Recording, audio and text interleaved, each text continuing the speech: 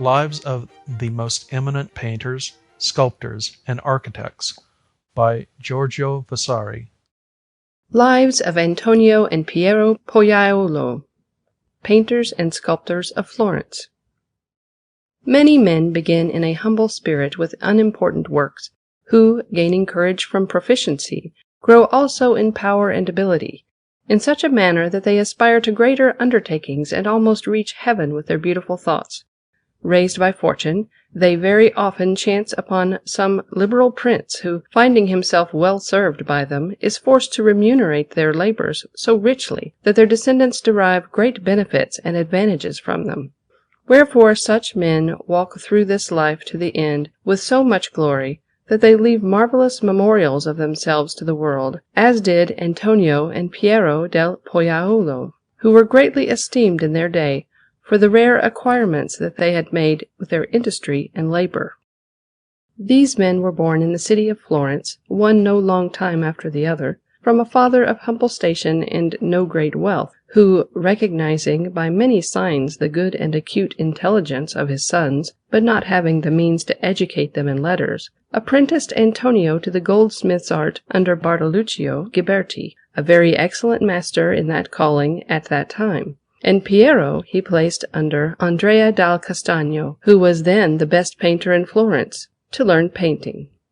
Antonio, then, being pushed on by Bartoluccio, not only learnt to set jewels and to fire enamels on silver, but was also held the best master of the tools of that art. Wherefore Lorenzo Ghiberti, who was then working on the doors of San Giovanni, having observed the manner of Antonio, called him into that work in company with many other young men, and set him to labor on one of the festoons which he then had in hand. On this Antonio made a quail which is still in existence, so beautiful and so perfect that it lacks nothing but the power of flight. Antonio therefore had not spent many weeks over this work before he was known as the best, both in design and in patient execution, of all those who were working there, and as more gifted and more diligent than any other. Whereupon, growing ever both in ability and in fame, he left Bartoluccio and Lorenzo, and opened a fine and magnificent goldsmith's shop for himself in the Mercato Nuovo in that city, and for many years he followed that art, never ceasing to make new designs, and executing in relief wax candles and other things of fancy, which in a short time caused him to be held, as he was, the first master of his calling. There lived at the same time another goldsmith called Maso Finiguerra, who had an extraordinary fame, and deservedly, since there had never been seen any master of engraving of the niello who could make so great a number of figures as he could, whether in a small or in a large space, as is still proved by certain paxes in the church of San Giovanni in Florence, wrought by him, with most minutely elaborated stories from the Passion of Christ. This man drew very well and in abundance, and in our book are many of his drawings of figures, both draped and nude, and scenes done in watercolor. In competition with him Antonio executed certain scenes, in which he equalled him in diligence and surpassed him in design. Wherefore the consuls of the Guild of Merchants, seeing the excellence of Antonio, and remembering that there were certain scenes in silver to be wrought for the altar of San Giovanni, such as it had ever been the custom for various masters to make at different times, determined among themselves that Antonio also should make some. This came to pass, and his works turned out so excellent that they are recognized as the best among them all. These were the Feast of Herod and the Dance of Herodias. But more beautiful than anything else was the St. John that is in the middle of the altar, a work wrought wholly with the chasing tool, and much extolled. For this reason he was commissioned by the said consuls to make the candelabra of silver, each 3 braccia in height, and the cross in proportion, which work he brought to such perfection, with such an abundance of carving, that it has ever been esteemed a marvelous thing both by foreigners and by his countrymen. In this calling he took infinite pains, both with the works that he executed in gold and with those in enamel and silver. Among these are some very beautiful paxes in San Giovanni, colored by the action of fire, which are such that they could be scarcely improved with the brush, and some of his marvelous enamels may be seen in other churches in Florence, Rome, and other parts of Italy. He taught this art to the Florentine Mazzingo and to Giuliano del Facchino, both passing good masters, and to Giovanni Turini of Siena, who surpassed these his companions considerably in that profession, in which, from Antonio di Salvi, who made many good works, such as a large silver cross for the Badia of Florence and other things, to our own day there has been nothing done than can be held in particular account. But of his works, and of those of the Pollaioli, many have been destroyed and melted down to meet the necessities of the city in times of war. For this reason, recognizing that this art gave no long life to the labors of its craftsmen, and desiring to gain a more lasting memory, Antonio resolved to pursue it no longer. And so, his brother Piero being a painter, he associated himself with him in order to learn the methods of handling and using colors. But it appeared to him an art so different from the goldsmith's that, if he had not been so hasty in resolving to abandon his own art entirely, it might well have been that he would never have brought himself to turn to the other. However, spurred by fear of shame rather than by hope of profit, in a few months he acquired a practical knowledge of coloring and became an excellent master.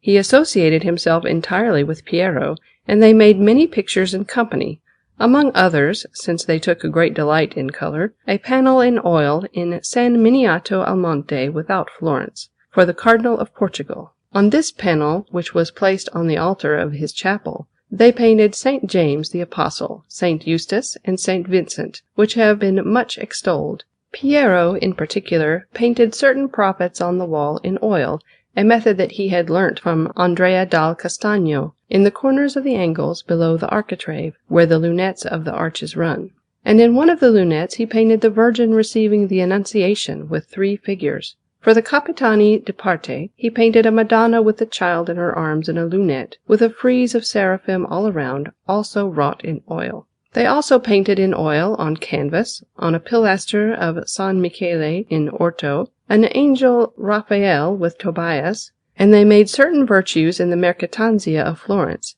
in the very place where that tribunal holds its sittings. In the proconsulate, Antonio made portraits from life of Messer Poggio, secretary of the Signoria of Florence, who continued the history of Florence after Messer Leonardo d'Arezzo, and of Messer Giannozzo Manetti, a man of no small learning and repute, in the same place where other masters, some time before, had made portraits of Zanobi da Strada, a poet of Florence, Donato Acciaioli, and others. In the chapel of Pucci in San Sebastiano de Servi, he painted the panel of the altar, which is a rare and excellent work, containing marvelous horses, nudes, and very beautiful figures in foreshortening, and Saint Sebastian himself portrayed from life, namely, from Gino di Lodovico Capponi. This work received greater praise than any other that Antonio ever made, since, seeking to imitate nature to the utmost of his power, he showed in one of the archers, who is resting his crossbow against his chest and bending down to the ground in order to load it, all the force that a man of strong arm can exert in loading that weapon, for we see his veins and muscles swelling, and the man himself holding his breath in order to gain more strength.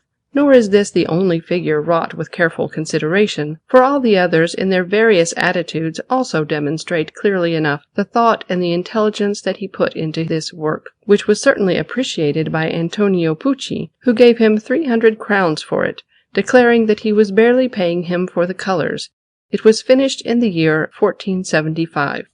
Gaining courage from this, therefore, he painted at San Miniato fra le Torri, without the gate, a Saint Christopher, 10 braccia in height, a very beautiful work executed in a modern manner, the figure being better proportioned than any other of that size that had been made up to that time. He then made a crucifix with St. Antonino on canvas, which was placed in the chapel of that saint in San Marco. In the palace of the Signoria of Florence, at the Porta della Catena, he made a St. John the Baptist, and in the house of the Medici, he painted for the elder Lorenzo 3 figures of Hercules in 3 pictures, each 5 braccia in height. The first of these, which is slaying Antaeus, is a very beautiful figure, in which the strength of Hercules as he crushes the other is seen most vividly, for the muscles and nerves of that figure are all strained in the struggle to destroy Antaeus. The head of Hercules shows the gnashing of the teeth so well in harmony with the other parts that even the toes of his feet are raised in the effort. Nor did he take less pains with Antaeus, who, crushed in the arms of Hercules, is seen sinking and losing all his strength, and giving up his breath through his open mouth. The second Hercules, who is slaying the lion, has the left knee pressed against its chest, and, setting his teeth and extending his arms, and grasping the lion's jaws with both his hands, he is opening them and rending them asunder by main force, although the beast is tearing his arms grievously with its claws in self-defense. The third picture, wherein Hercules is slaying the Hydra, is something truly marvelous, particularly the serpent, which he made so lively and so natural in coloring that nothing could be made more lifelike. In that beast are seen venom, fire, ferocity, rage, and such vivacity that he deserves to be celebrated and to be closely imitated in this by all good craftsmen. For the Company of Sant'Angelo in Arezzo, he executed an oil painting on cloth, with a crucifix on one side, and on the other St. Michael in combat with the dragon, as beautiful as any work that there is to be seen by his hand, for the figure of St. Michael, who is bravely confronting the dragon, setting his teeth and knitting his brows, truly seems to have descended from heaven in order to effect the vengeance of God against the pride of Lucifer, and it is indeed a marvelous work. He had a more modern grasp of the nude than the masters before his day, and he dissected many bodies in order to study their anatomy. He was the first to demonstrate the method of searching out the muscles, in order that they might have their due form and place in his figures, and he engraved on copper a battle of nude figures all girt round with a chain, and after this one he made other engravings, with much better workmanship than had been shown by the other masters who had lived before him. For these reasons, then, he became famous among craftsmen, and after the death of Pope Sixtus IV, he was summoned by his successor, Pope Innocent, to Rome, where he made a tomb of metal for the said Innocent, wherein he portrayed him from nature, seated in the attitude of giving the benediction, and this was placed in San Pietro. That of the said Pope Sixtus, which was finished at very great cost, was placed in the chapel that is called by the name of that pontiff. It stands quite by itself, with very rich adornments, and on it there lies an excellent figure of the Pope, and the tomb of Innocent stands in San Pietro, beside the chapel that contains the lance of Christ. It is said that the same man designed the palace of the Belvedere for the said Pope Innocent, although since he had little experience of building, it was erected by others. Finally, after becoming rich, these two brothers died almost at the same time in 1498, and were buried by their relatives in San Pietro in Vincula. And in memory of them, beside the middle door, on the left as one enters into the church, there were placed 2 medallions of marble with their portraits, and with the following epitaph: Antonius Pullarius Patria Florentinus, pictor insignis, qui duorum pontificum zisti et innocentii aerea monumenta miro opificio expressit. Re familiari composita ex testamento hic se cum Petro fratre condivoluit. Vixit annos 2 Septuaginta. Obiit anno salutis bis millesimo quadragentesimo nonagesimo octovo. The same man made a very beautiful battle of nude figures in low relief and of metal, which went to Spain. Of this every craftsman in Florence has a plaster cast, and after his death there were found the design and model that he had made at the command of Lodovico Sforza for the equestrian statue of Francesco Sforza, Duke of Milan, of which design there are 2 forms in our book. In one the Duke has Verona beneath him, and in the other he is on a pedestal covered with battle pieces in full armor, and forcing his horse to leap on a man in armor. But the reason why he did not put these designs into execution I have not yet been able to discover.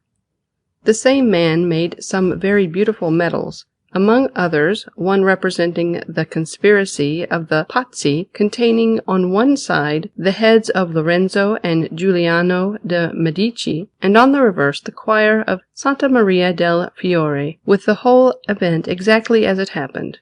He also made the medals of certain pontiffs, and many other things that are known to craftsmen. Antonio was 72 years of age when he died, and Piero 65. The former left many disciples, among whom was Andrea Sansovino. Antonio had a most fortunate life in his day, finding rich pontiffs, and his own city at the height of its greatness and delighting in talent, wherefore he was much esteemed. Whereas, if he had chanced to live in an unfavorable age, he would not have produced such fruits as he did, since troublous times are deadly enemies to the sciences in which men labor and take delight. For San Giovanni in Florence, after the design of this man, there were made 2 dalmatics, a chasuble, and a cope, of double brocade, all woven in one piece without a single seam, and for these, as borders and ornaments, there were embroidered the stories of the life of St. John, with most delicate workmanship and art, by Paolo da Verona, a divine master of that profession and rare in intelligence beyond all others, who executed the figures no less well with the needle than Antonio would have done them with his brush. Wherefore we owe no small obligation to the one for his design and to the other for his patience in embroidering it. This work took 26 years to complete, but of these embroideries, which, being made with the close stitch, are not only more durable, but also seem like a real painting done with the brush, the good method is now all but lost, since we now use a more open stitch, which is less durable and less lovely to the eye.